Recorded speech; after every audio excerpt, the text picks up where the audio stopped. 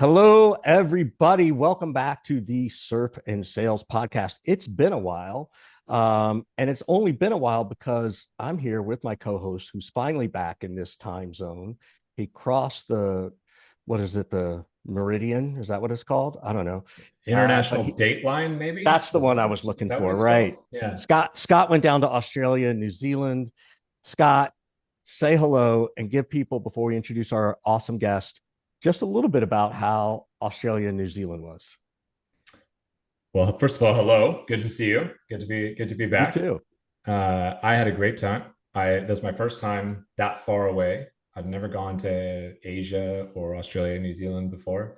I had a really difficult time with the time zone and jet lag and calendaring and all that because Wah, it's not just a time wah, change, it's like a date change. There you go. yeah, Richard wah. baited me. He baited me. He asked me a question just to make fun of me. Well done. We've definitely missed you. Yeah. Yeah.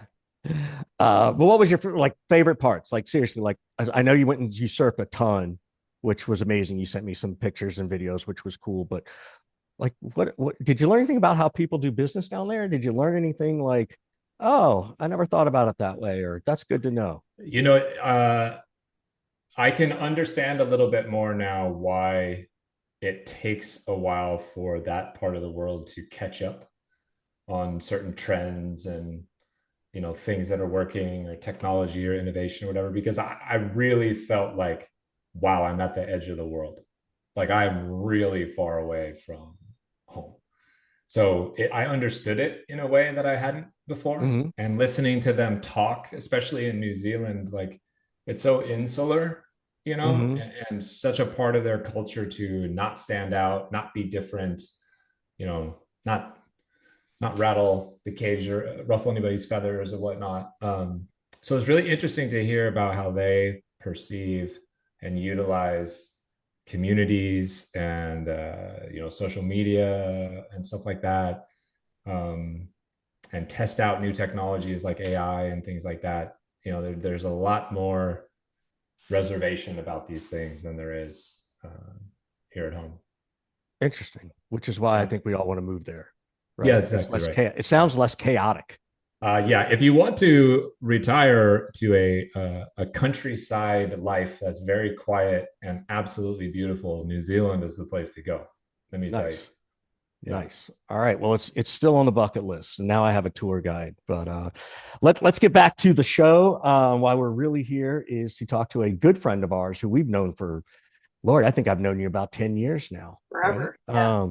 So it's been a while. So with us today is the founder and CEO of Score More Sales, Lori Richardson. How are you, Lori? What is your latest? She is dialing in from Tucson because she made the move down there. So That's right. bear down. Yeah, bear down. Yeah, staying warm this week. It's Yeah.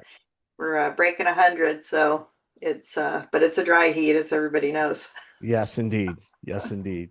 So tell everybody, for people who don't know you, which would be shocking, what is Score More Sales? So they have some context for the stuff we talk about today. Yeah, so we're a sales consultancy, and the difference that we do compared to some other folks is that we start working with leaders and companies to help them evaluate their existing sales team, and we use data to do that.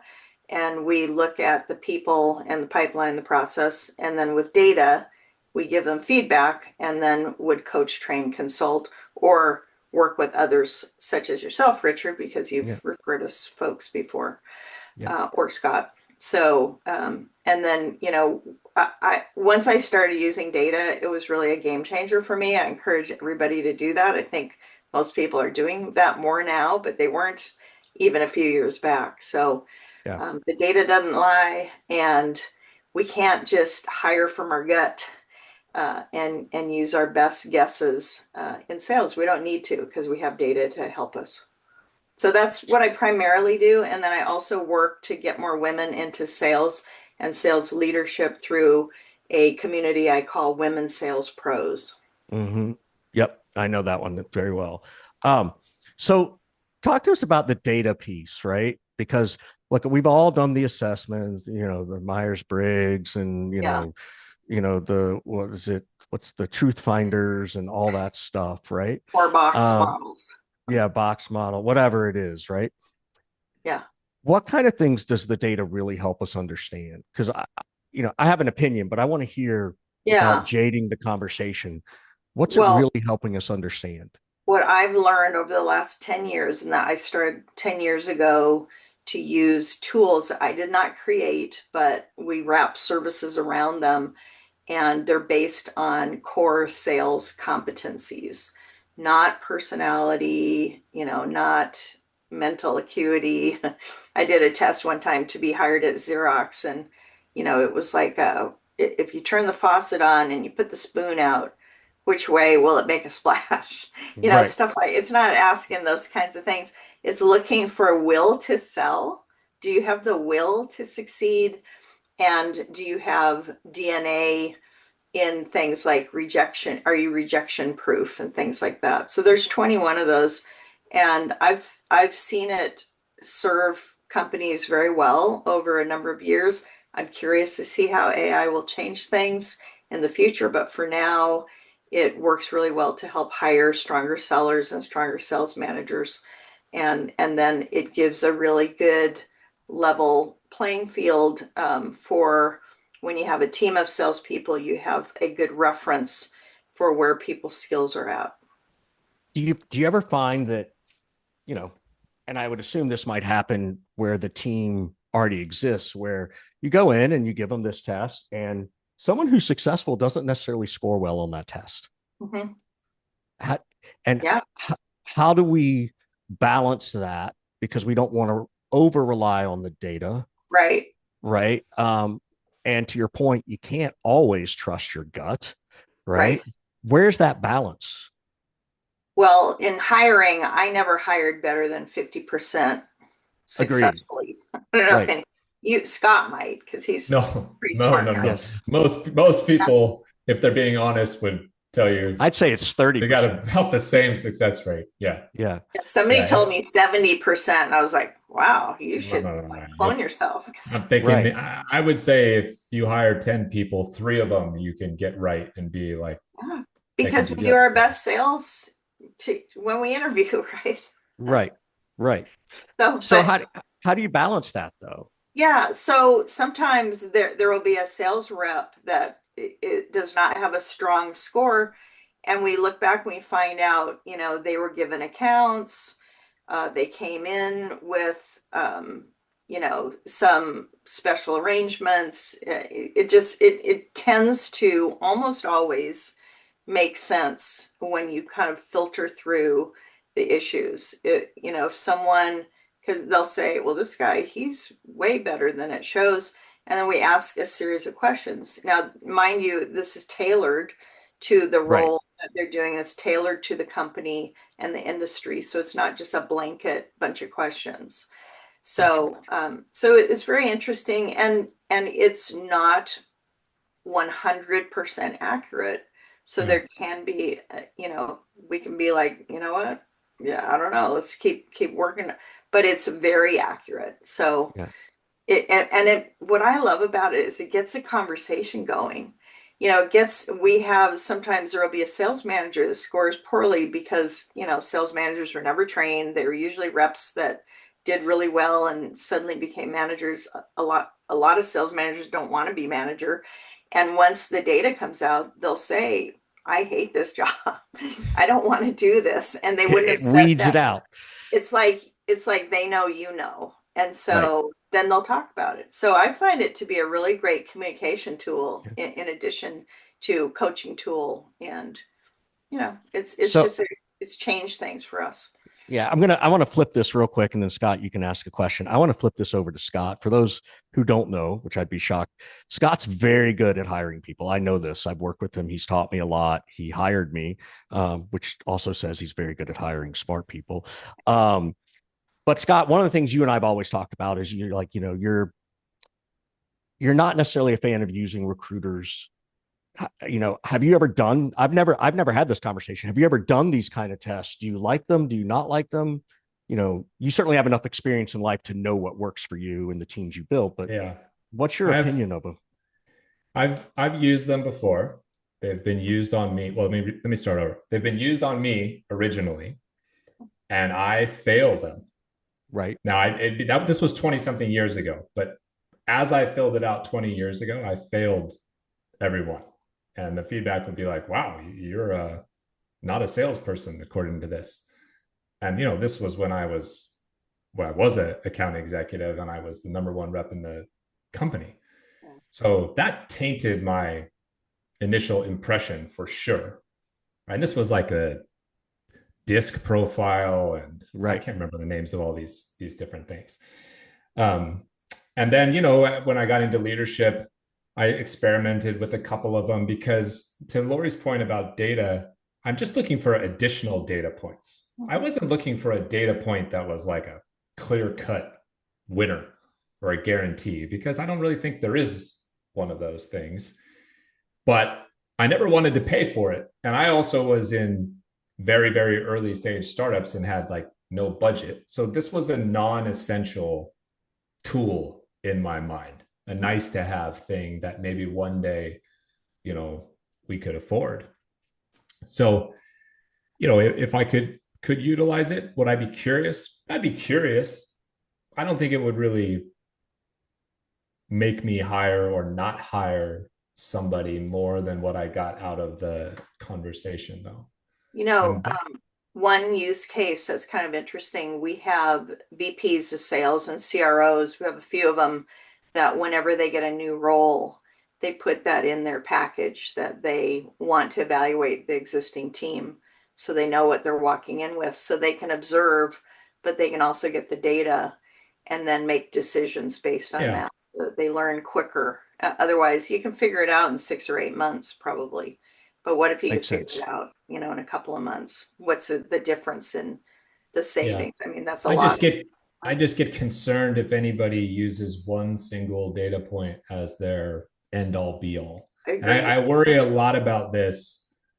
Lori mentioned AI. I worry a lot about this in the utilization of AI in hiring processes, right? And if we start to trust AI's model and Lori takes this test and it's like, nope, Lori, you're not going to be good at XYZ job. But that's happened for a while, right? I mean, AI, people screen and candidate, if you don't have a personal connection to a company, I mean, there are people that never get interviews. I just worry that it's going to get more and more like extreme and just black and white. Yeah. If you don't pass their model of whatever it is, then you have no chance. We're not even going to have a conversation with you, right? And the assumption would be that the AI is now intelligent or good enough in terms of its algorithm that there are no mistakes. So there is no margin for Scott, who on this test doesn't pass, to ever have a chance to prove it wrong. I'm sorry, Scott, but you're not. Not fit for this role. Right. Yeah. That worries me, that we would never give certain people opportunities. Right. That is a concern. That's the part I know about Scott. He knows how to find those people who've never been given a chance and have the grit to get this done. Yeah. Like, I think that's one of the things I would say that's probably the biggest thing you hire for, maybe, Scott, is grit. It's probably, or one of the top 3. Yeah. Coachability. Coachability. I'm really, always looking for somebody who's just at this place in their life where they're like, enough is enough. Right. Whatever you want to call that. It's like, I'm tired of getting whatever I've been getting out of Chip on your shoulder. Life. Chip on your shoulder. Yeah. Disenfranchised folks, marginalized folks, people who just have not had somebody take a chance on them or given them the opportunity that has been put in front of others. And I like to say, well, here's your chance if you're ready. Yeah. And I like to put energy and effort into those people. And, it's extremely rewarding when those people do well and thrive and go on to do amazing things. Like those are some of my fondest, kind of coaching memories, if you will. And I'm sure that's partly why, Lori, you've been so active in building communities. Yeah. Right.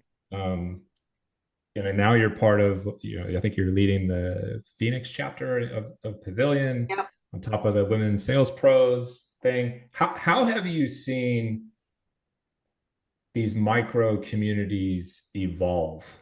Because you're one of the like founders of micro community. I don't know the right phrase in my mind, at least. So Yeah, how I have you mean, seen the communities evolve?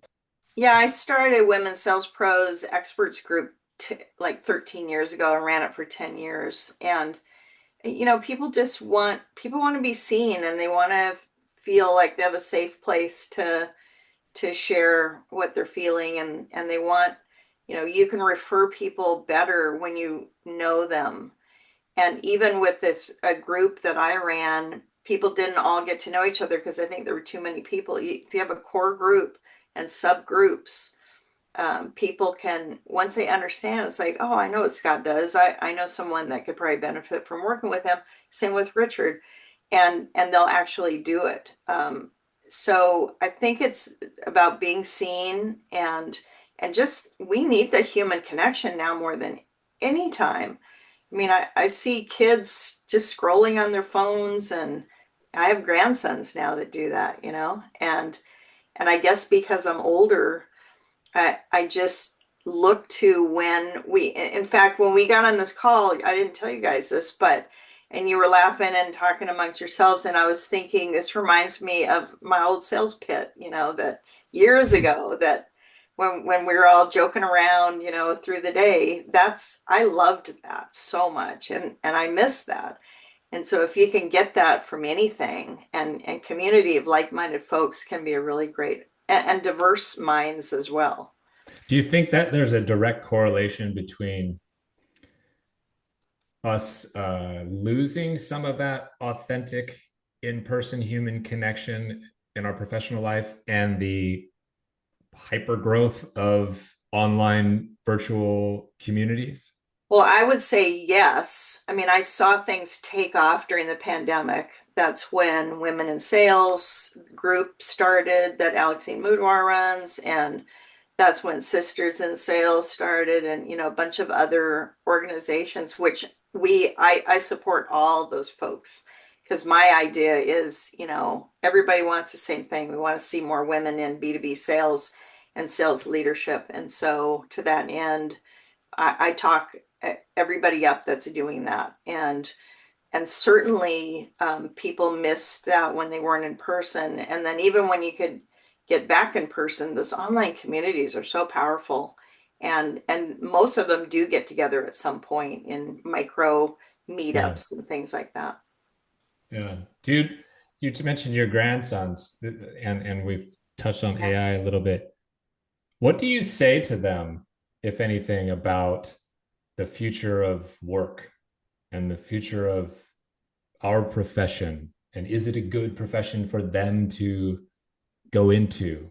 Have Yeah. you had any of those conversations? Oh, yeah, absolutely. And I mean, I'll tell anyone that sales is an admirable profession. We're always going to need sales professionals in one form or another.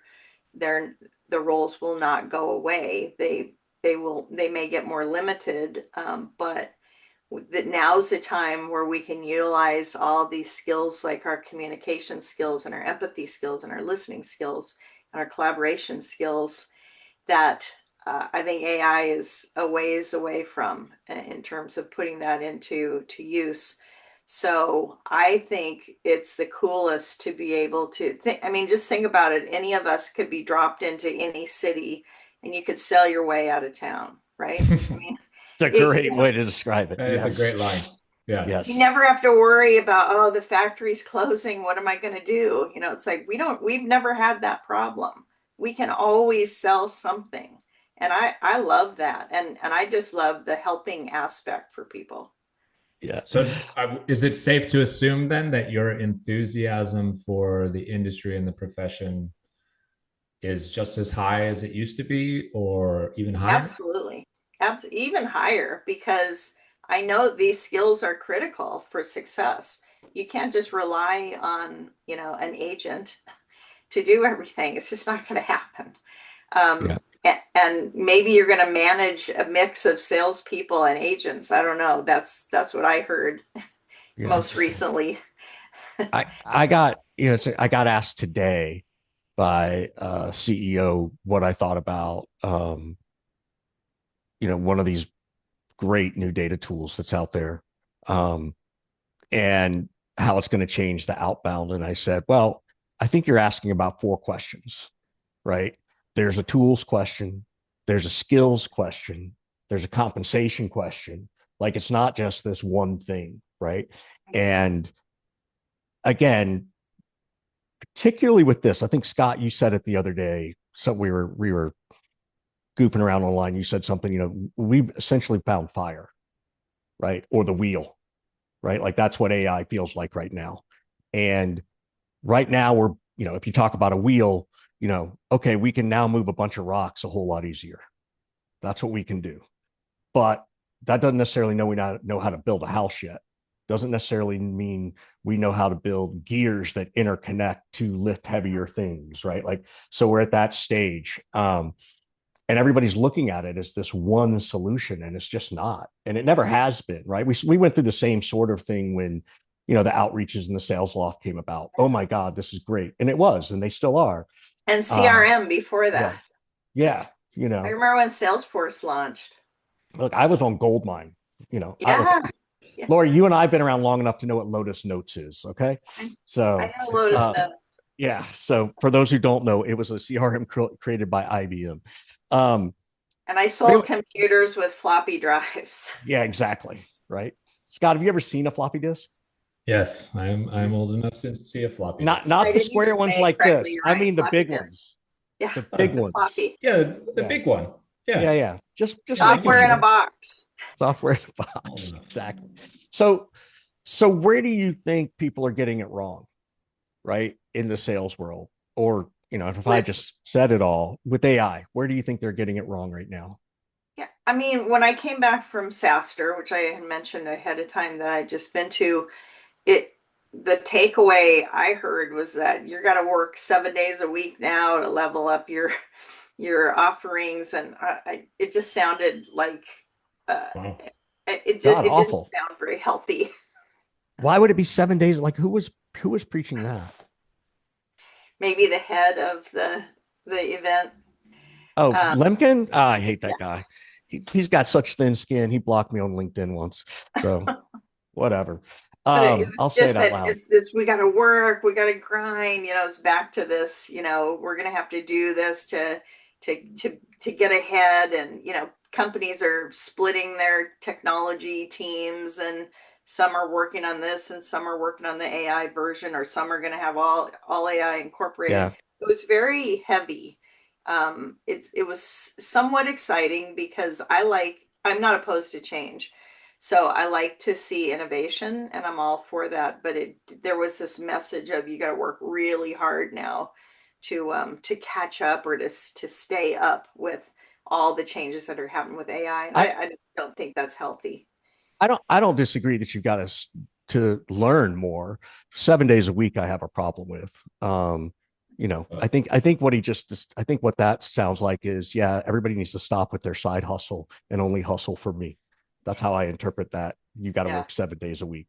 So, what do you think they're getting right, though? What are they getting right using? We always talk about, there's some good stuff out there. Have you seen anything that you like? Well, the idea that you've got to be good in sales. You need to be good at follow-up. You need to be good at your messaging. Mediocrity will not work for you in the future. I'm all for that, because we saw a lot of lazy salespeople when the pickings were good, and money was everywhere to grab. And since things have tightened up,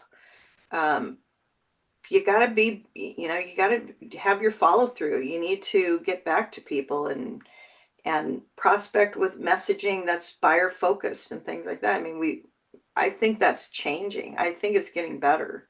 I don't know if you guys notice that. Well, I think the thing is that, all AI is really going to do is accelerate the suck if your people don't know how to have good communication skills, or if they don't have good communication skills, right? If they don't know how to ask questions, I think the bigger the deal, the longer it's going to take for AI to replace you. Yeah. You have 3 or 4 different types of buyers that are involved in the decision making process. The human's going to be involved. I think AI enhances you along the way. I think a challenge could be on inbound is that you're going to get shortlisted without even knowing it because of AI. Yeah. But I don't know that that's any different than a Google search used to be, Correct. right? I I agree. don't know. So, I don't think so. um, but anyway, I have a theory. Let's see if Lori can debunk this theory or not. It pertains to work that you do with Harvard and teaching and sales. So there's this, when all of us were in school and getting into business, nobody taught sales in university Right. at all. There was 0 courses on it, Yep. let alone a major, right? Correct. And in the last 10 years or so, there's been some like certifications and a school or 2 minors in it. And now there's actually a decent chunk that have a major, and it's part of the business program and core curriculum and whatnot. So here's my theory. There's all these salespeople that sort of started, if you will, in the COVID era. And a bunch of them had a difficult time if they picked the wrong horse, but a bunch of them made a lot of money and perceived themselves to be really good because they happened to work for Zoom in 2020 when everybody needed to buy Zoom. Right. And now they've gone through like a little bit of a tech downturn, and now they're dealing with AI kind of revolution and all this kind of stuff. And they really didn't have to learn core fundamental sales skills. They didn't have to prospect. They didn't have to like grind and suffer. They didn't get taught it in school. So there's this like 5 or 6 year like period of professionals that I guess they would be, mid 20s to early 30s or so now, that really didn't have to learn the same way that we did. And they're also not learning the same way the students of today are learning. Right. Because I've given a few talks at universities this year, and I was very, very happy and surprised to see that they're studying this stuff. Yeah. They're getting good at it. They're implementing it. I was just like impressed, basically. And I'm thinking to myself, these folks coming up have studied this stuff in school for a couple of years. They might even be majoring in it now, and they're going to enter the workforce way better equipped than that last COVID era group was. Yeah. And I wonder if some of these core skills that are missing in some of today's salespeople will be there in this next group coming up. That's a theory of mine. What do you think about that? It's very interesting.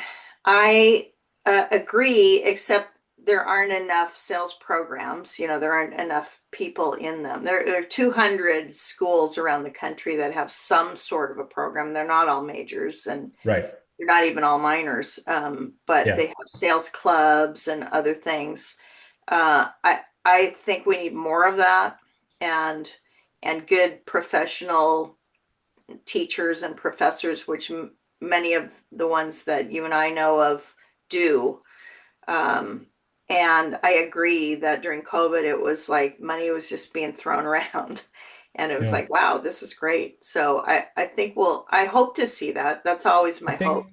I think there's also a lot of opportunity for universities, if they're smart, to shoulder tap a bunch of people like us and say, hey, we are looking to have some sales related classes, entrepreneurship related classes, whatnot. We could use an adjunct professor or 2, right? And then for people like us who maybe are at a season of life where we want to give back, or being around young students will like invigorate us again and inspire us. And maybe some of us need, some extra cash as well. Like, I think there's an opportunity for us to go participate in that type of work. I would I don't know if that is going to happen or not, but I can certainly see a need for that happening. Yeah. And we kind of have a chance to educate the students who become tomorrow's tech salespeople.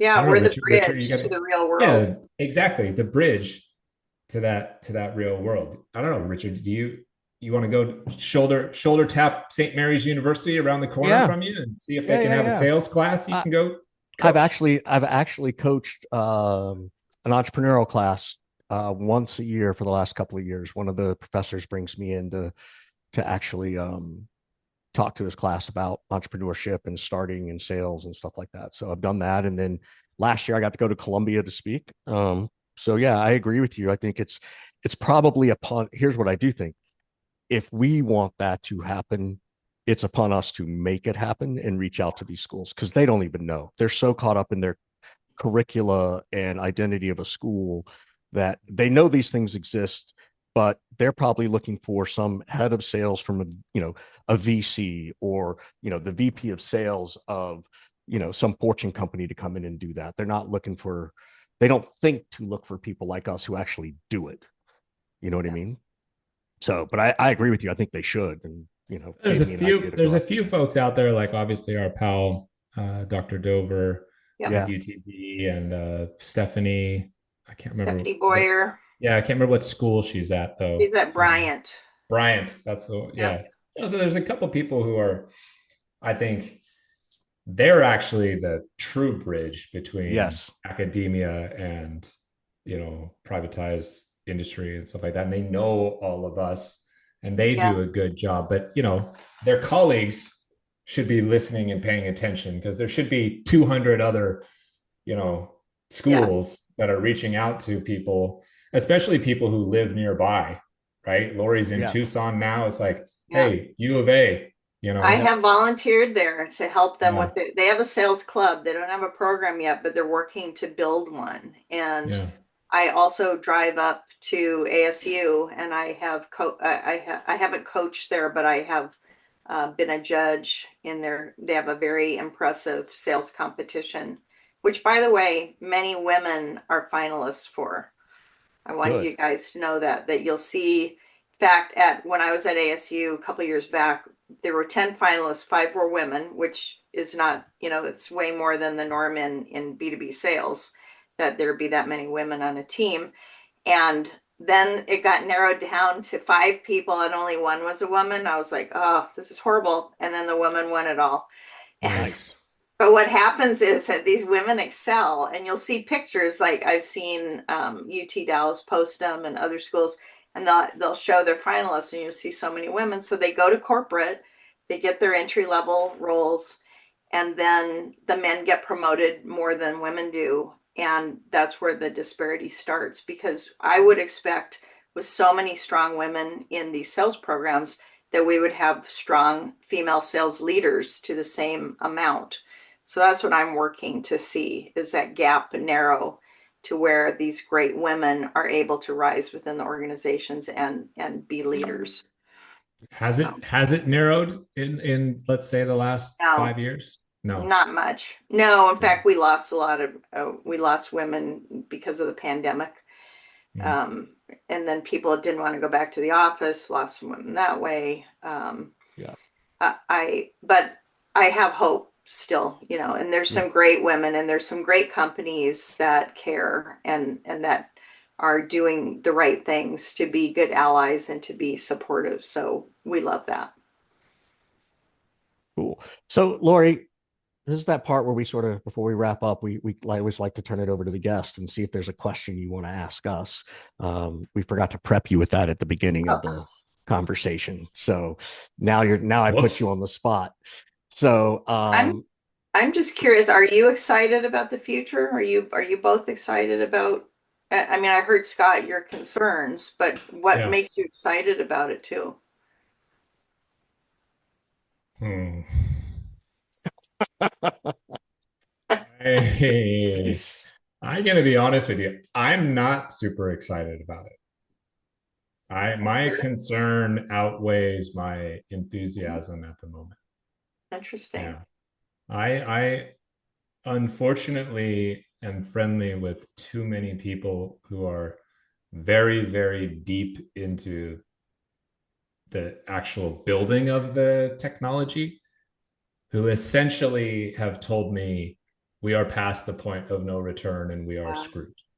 Well, the ethical issues and Right. that All of new that stuff. 10-year deal that I Yeah. just heard about. So I have lots of those people in my sphere, and it's difficult for me to, you mentioned the word heavy from the event that you went to. It's like Yeah. I feel the heaviness Mm, right now, and I'm scared a little bit. I'm nervous more than enthusiastic. good to hear. You know, yeah, and I don't know how to share that in a way that makes people think without like paralyzing Right. them. I'm not trying to paralyze anybody or freak anybody out, or Yeah. you know, I don't have any kind of agenda in saying this. It makes my life harder. um, but yeah, I would say I'm less enthusiastic and more nervous. What about you, Richard? I think I'm 50-50, and it depends on the day you ask me, right? That's fair. I think that's To, fair. today I'm feeling pretty optimistic because I'm focusing on some things around AI that's supportive. I still have this belief that we're far away from large mid-market enterprise deals being salespeople being replaced by AI. The right now AI can do the transactional pieces of the sale. Now it's getting better at the transactional piece of the follow-up email and the additional insights on stuff, right? It's slowly creeping into that world. I think that that's just going to be and it will get into that mid marketplace, right? Where if a customer has a question, a prospect has a question, and they email me at 10 o'clock at night, well, I would like my AI to respond to them, right? I Yeah. want it to be that good so that we can move the deal faster, right? So that stuff I'm excited about. Where it actually takes over, that's just not where I'm sure. Like, and I think AI could probably do a very good job of discovery. I think the question is the buyer ready to do that yet? Is the buyer ready? On the one hand, buyers hate talking to salespeople. On the other hand, how many buyers want to sit there and answer 20 questions in a form? Right. Right. And so I think the buyer is going to be a part of this. And I do, now I'll speak out of the other side of my mouth. I think the buyer could be forced into an AI purchasing decision, but that's still at the low end, right? Like that's a product led growth approach. That's an easy transactional sale.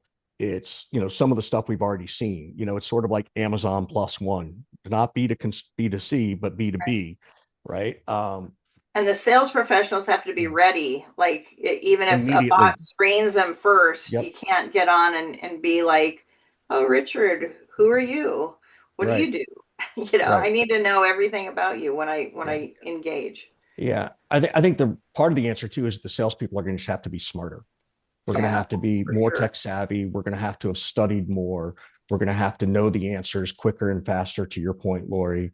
Um, so I think that's going to be, an interesting part of this equation. It's Well, jobs for all of us, for sure. Let's hope.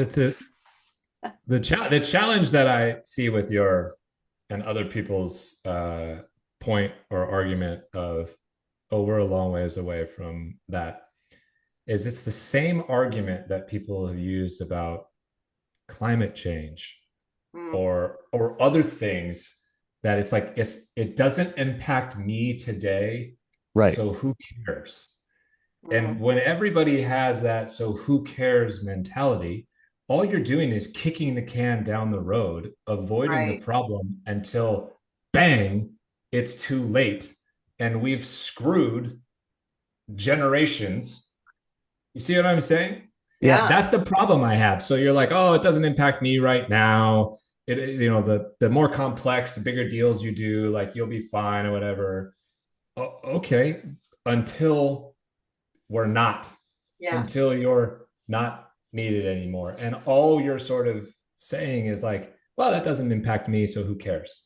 And I just personally, I don't like that. It doesn't sit well with me. It makes me feel selfish. And I don't want that kind of situation. I don't have a solution for it, but that's my concern again, right? And to that point, I mean, I'm trying to be an observer and trying to figure out, okay, what do I need? What am I missing? What do I need to know? What do I need to be doing so that I can transition in a positive way, maybe have a positive impact? But Yeah. I agree, it's way bigger than all of us, and there's no turning back. And I think your comments at the beginning, Scott, were more about the bigger issues beyond sales, right? Yeah. We're Yeah. about AI.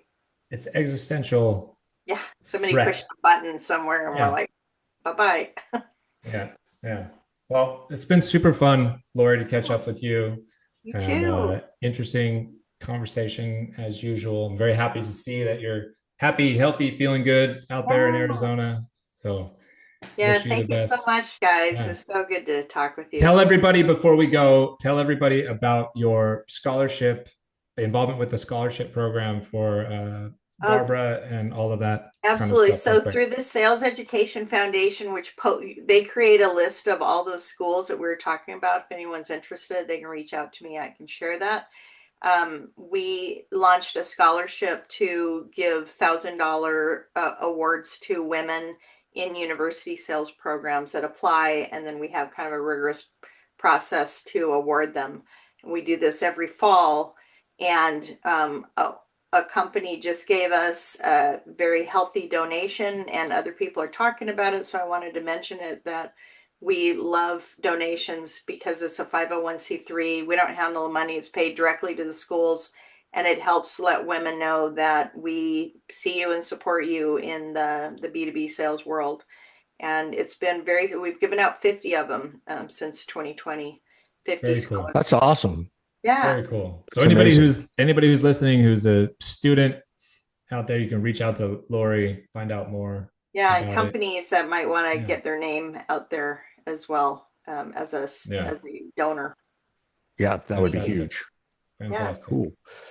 Well, thank you, Lori. How can people get a hold of you on LinkedIn? Lori Richardson, is that the Yeah, easiest? score more sales. It's Yes.